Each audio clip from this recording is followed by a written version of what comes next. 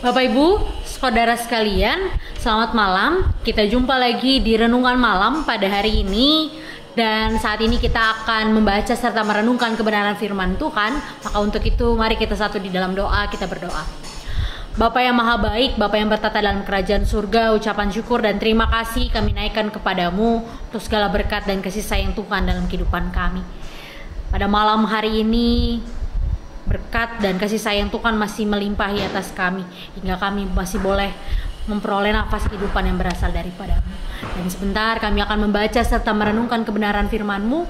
Berkati setiap kami, agar apa yang boleh kami baca serta kami renungkan bersama, itu semua dapat kami kembalikan hanya untuk hormat dan kemuliaan nama-Mu. Terlebih-lebih kami juga dapat menerapkan dan melakukan firman-Mu dalam setiap langkah kehidupan beriman kami. Bersabdalah ya Allah, karena kami anak-anak-Mu sudah sedia untuk mendengarkannya. Di dalam nama anak-Mu yang terkasih Tuhan kami Yesus Kristus, Tuhan yang adalah juru selamat kami yang hidup, kami berdoa. Amin. Ya, Bapak Ibu Saudara sekalian, bacaan Alkitab kita diambil dari surat Paulus kepada jemaat di Korintus yang kedua, ayatnya yang pasalnya yang ke-6, ayatnya yang ke-11, yang menyatakan, "Hai orang Kristen, kami telah berbicara terus terang kepada kamu. Hati kami terbuka lebar-lebar bagi kamu, dan bagi kamu ada tempat yang luas dalam hati kami. Tetapi bagi kami hanya tersedia tempat yang sempit di dalam hati kamu. Maka sekarang, supaya timbal balik, aku berkata seperti kepada anak-anakku, bukalah hati kamu selebar-lebarnya. Janganlah kamu merupakan pasangan yang tidak seimbang dengan orang-orang yang tak percaya. Sebab persamaan apakah terdapat antara kebenaran dan kedurhakaan? Atau bagaimanakah terang dapat bersatu dengan gelap? Persamaan apakah yang terdapat antara Kristus dan Belial? Apakah bagian bersama orang-orang percaya dengan orang-orang tak percaya? Apakah hubungan bait Allah dengan berhala? Apakah karena kita adalah bait dari Allah yang hidup menurut firman Allah ini? Aku akan diam bersama-sama dengan mereka dan hidup di tengah-tengah mereka. Dan aku akan menjadi Allah mereka dan mereka akan menjadi umatku. Sebab itu keluarlah kamu dari antara mereka dan pisahkanlah dirimu dari mereka, firman Tuhan. Dan janganlah menjamah apa yang najis, maka aku akan menerima kamu. Dan aku akan menjadi bapamu dan kamu akan menjadi anak-anakku, laki-laki dan anak-anakku perempuan. Demikianlah firman Tuhan yang maha kuasa. Saudara-saudaraku yang kekasih, karena kita sekarang memiliki janji-janji itu, marilah kita menyucikan diri kita dari semua pencemaran jasmani dan rohani. Dan dengan demikian menyempurnakan kekudusan kita dalam takut akan Allah. Demikianlah pembacaan Alkitab. Berbahagialah setiap kita yang tidak hanya membaca firman Tuhan, namun juga melakukannya dalam setiap langkah kehidupan beriman kita. Maranatha. Ya, Bapak Ibu Saudara sekalian, siapakah di antara kita yang mau dicintai setengah hati? Entah itu oleh pasangan kita, entah itu oleh keluarga kita, entah itu oleh orang-orang terdekat kita, sahabat kita, atau orang-orang lain. Ataukah pernahkah kita merasakan cinta yang hanya setengah hati? Tentu saja kita, jika ditanya demikian, kita tidak mau. Tidak ada orang yang mau dicintai setengah hati atau mau diberikan kasih sayang yang setengah-setengah. Kita pastinya mengharapkan cinta yang sepenuhnya, mengharapkan cinta yang setulusnya, bahkan jika bisa kita mengharapkan cinta yang selama-lamanya. Nah, Ibu Bapak Saudara sekalian, bacaan kita dari surat Paulus kepada jemaat di Korintus pada malam hari ini mau mengajak dan mengingatkan setiap kita. Paulus mau mengingatkan jemaat di Korintus bahwa mereka sudah begitu dicintai oleh Allah sedemikian rupa dan sepenuhnya. Mereka sudah begitu dikasihi oleh Allah, dan untuk itulah mereka dipanggil juga untuk mencintai Allah dengan sepenuh hati, melakukan pelayanan dengan sepenuh hati, bukan setengah-setengah, bukannya menduakan Tuhan. Makanya di ayat-ayat selanjutnya, terutama dari ayat ke-14 sampai ayat ke-16, diberikan perbandingan-perbandingan. Dari mulai sebab persamaan apakah terdapat antara kebenaran dan kedurhakaan, atau bagaimanakah terang dan gelap dapat bersatu. Persamaan apakah yang terdapat antara Kristus dan Belial? Apakah bagian bersama orang-orang percaya dan orang-orang tak percaya? Apakah hubungan bait Allah dengan berhala? Jemaat di Korintus hendak diingatkan oleh Paulus untuk mempertahankan iman mereka kepada Tuhan. Mereka yang telah percaya kepada Tuhan hendaknya senantiasa terus percaya sepenuhnya kepada Tuhan dan tidak menduakan Tuhan kepada allah-allah lain, pada para berhala atau orang-orang yang belum percaya kepada Tuhan.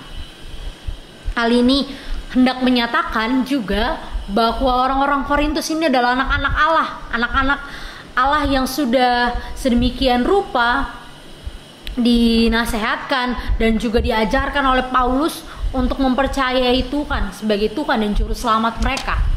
Dan untuk itulah mereka perlu menjaga kekudusan diri mereka sebagai bait Allah tersebut. Sebagai bait Allah, mereka perlu menjaga tutur kata, perlu menjaga perilaku mereka agar kehidupan mereka tidak seperti orang-orang yang belum percaya, tidak seperti orang-orang yang masih menyembah berhala, tidak seperti orang-orang yang masih hidup dalam kegelapan. Untuk itulah Paulus hadir dan juga menasihatkan jemaat di Korintus. Nah, ibu bapak saudara sekalian, selain mengingatkan hal tersebut, Paulus juga hendak mengingatkan jemaat di Korintus bahwa meskipun mereka hidup di tengah-tengah orang-orang yang tidak percaya, mereka tidak boleh terkontaminasi, tapi bukan dalam artian mereka tidak boleh bergaul dengan orang-orang tersebut. Namun Paulus hendak mengingatkan, meskipun mereka bergaul, meskipun mereka hadir di tengah-tengah orang-orang yang belum percaya, tapi mereka hendaknya memelihara kekudusan diri mereka, hadir sebagai terang dan garam Kristus di tengah kehadiran jemaat di Korintus, di tengah kehadiran orang-orang yang belum percaya. Mereka hendaknya terus memelihara kehidupan mereka sebagai bait Allah, sebagai orang-orang yang telah menerima Kristus. Dan untuk itulah kehidupan mereka harus berbeda. Kehidupan mereka harus jadi panutan, harus jadi contoh yang baik bagi orang-orang di sekitar mereka. Dan salah satu caranya adalah memelihara kekudusan kehidupan mereka sebagai bagian dari bait Allah. Memelihara kekudusan itu adalah panggilan setiap kita. Seperti dikatakan di Imamat 11 ayat yang ke-44, sebab Allah adalah kudus, maka kuduslah kamu. Ibu bapak saudara sekalian, nasihat Paulus kepada jemaat di Korintus juga berlaku bagi setiap kita pada malam hari ini. Setiap kita diingatkan untuk senantiasa memelihara kekudusan hidup kita, dengan senantiasa melakukan sepenuhnya pelayanan kepada Tuhan, bukan pelayanan yang setengah-setengah, bukan pelayanan yang masih menyampingkan Tuhan, bukan menjadikan Tuhan sebagai prioritas utama, dan melakukan cinta atau bakti kita kepada Tuhan dengan setengah-setengah. Seperti kita yang tidak mau dicintai setengah hati, begitu juga dengan Allah. Allah mengharapkan setiap kita sebagai umatnya yang telah dikasihi lewat karya penyelamatannya di kayu salib, mengharapkan setiap kita juga mencintai Ia dengan sepenuh hati. Dengan sepenuhnya kita melakukan pelayanan, kesaksian, serta persekutuan di tengah-tengah dunia ini. Marilah memberikan diri kita sepenuhnya kepada Tuhan dalam pelayanan yang ada, yang bisa kita lakukan di tengah pandemi saat ini. Apapun yang kita bisa, mari kita lakukan pelayanan kepada Tuhan, hanya untuk hormat dan kemuliaan namanya. Lakukan dengan tulus, lakukan dengan sepenuh hati, bukan karena paksaan. Lalu hiduplah juga dengan kudus melalui tutur kata, melalui perilaku kehidupan kita. Marilah kita memancarkan terang kasih Kristus lewat kehidupan kita. Janganlah kita menjadi sama dengan dunia ini, dan juga janganlah kita kemudian terpengaruh akan ajaran-ajaran yang menyesatkan, tapi hendaknya kita terus berjalan dalam terang kasih Kristus sebagai orang Kristen yang telah diselamatkan. Maka sudah sepatutnya kita bersyukur lewat kehidupan yang senantiasa sepenuhnya kita berikan kepada Tuhan, dan senantiasa juga menjaga diri kita yang ada dalam bait Allah dengan hidup kudus sesuai dan seturut dengan kehendak Tuhan. selamat memelihara kehidupan, selamat mempersembahkan diri kita sepenuhnya kepada Tuhan dengan memelihara hidup kudus di hadapannya. Tuhan memberkati dan memampukan setiap kita. Amin. Bapak Ibu, mari kita satu di dalam doa. Kita berdoa. Bapa yang baik, Bapa yang bertata dalam kerajaan surga, kembali kami datang dan mengucap syukur akan kebaikan dan kemurahan Tuhan dalam kehidupan kami. Ya Allah, kami sudah membaca dan merenungkan kebenaran firman-Mu pada malam hari ini yang boleh senantiasa mengajarkan setiap kami untuk mempersembahkan sepenuhnya diri kami hanya untuk hormat dan kemuliaan nama Tuhan.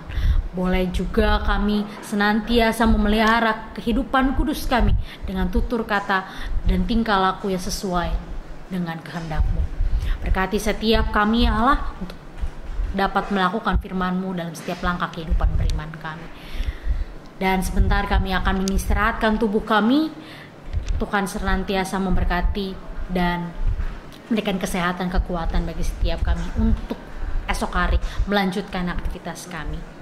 Inilah doa serta syukur yang kami panjatkan di dalam nama anak-Mu yang terkasih Tuhan kami Yesus Kristus, Tuhan yang adalah juru selamat kami yang hidup. Kami berdoa.